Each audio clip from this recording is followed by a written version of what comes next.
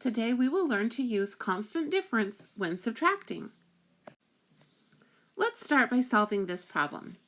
We know many strategies that would work to solve the problem. I think I'm going to choose to use open number line. So I will put my 80 here and I will count back to subtract. First I will take away the 40 that's in my tens place, and then I will take away the 3. That leaves me with 37. All right. Now, let's try a different problem. Let's subtract 42 from 79. Looking at this problem, I notice I won't need to regroup, so I think I'll just go ahead and subtract. 9 minus 2 is 7. 7 minus 4 is 3. 37. Well, that's the same answer we had on our first problem. Take a minute to look at both of these problems. What relationships do you notice?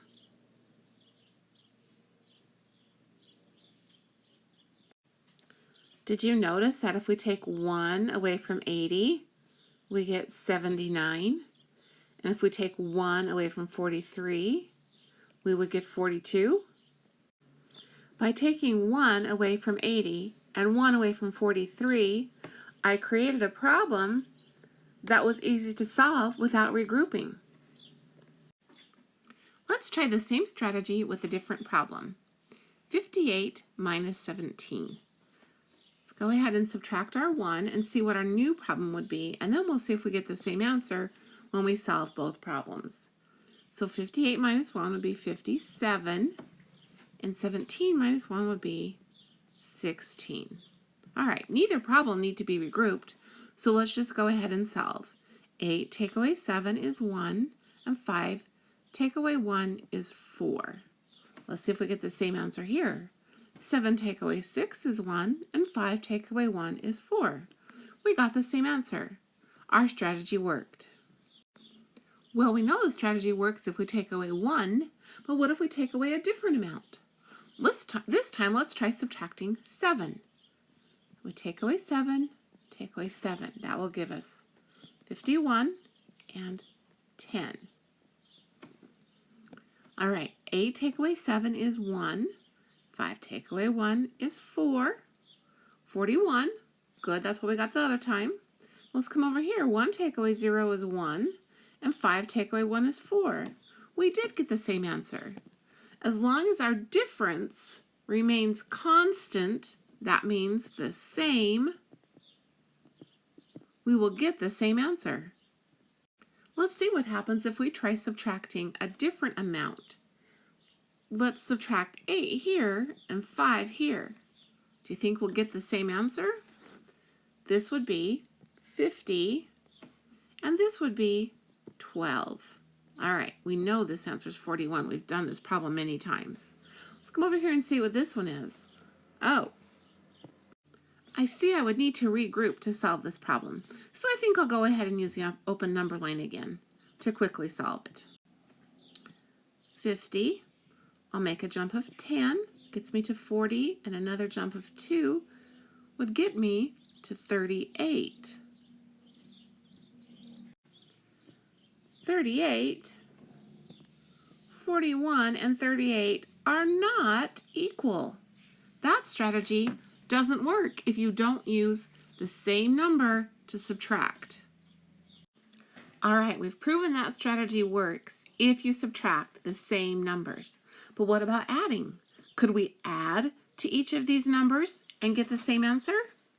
Let's try. Let's add 3.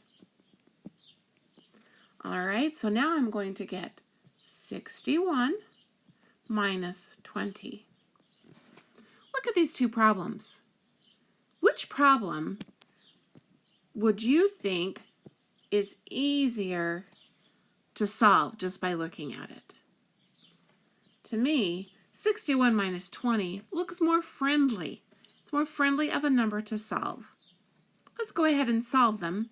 We know this one's 41. We've done that many times. If we come over here, 61 minus 20, 1 take away 0 is 1. 6 take away 2 is 4. 41. It made it easier to solve because 20 is a benchmark or an anchor number.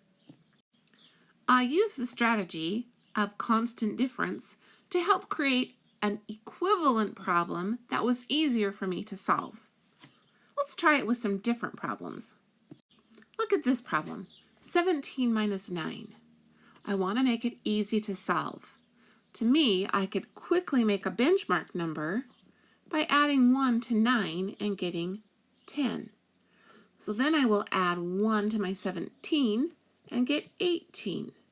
It's easy for me to do 18 take away 10. I know that number is going to be 8. That's much easier for me to do than 17 take away 9, as 17 take away 9 would require regrouping. What about 56 minus 18? How would you change that number to make it easier to solve using the constant difference strategy? Again, I would probably choose to adding enough to make 18 become a benchmark or anchor number and make it 20. So then I have to add 2 to my top number. I have to add or subtract by the same amount when I use the constant difference strategy. So 56 plus 2 is 58. Now it's easy for me to subtract because 8 take away nothing is 8, and 5 take away 2 is 3. I get 38, which is the same answer I would get if I regrouped and solved 56 minus 18. It's just much easier to use. Let's try the same strategy with a 3-digit number.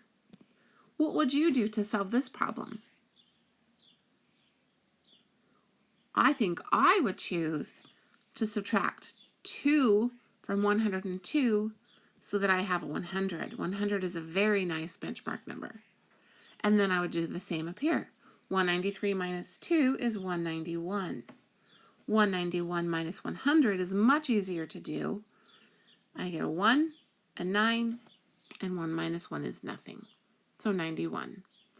This initial problem you don't even have to regroup, but it's still not as friendly as 191 minus 100. 3 minus 2 is 1, 9, and then nothing. So sometimes the strategy is helpful. Other times it may or may not be the best choice, but it still works. What about with this problem? 621 minus 397. I would definitely have to regroup to solve this problem.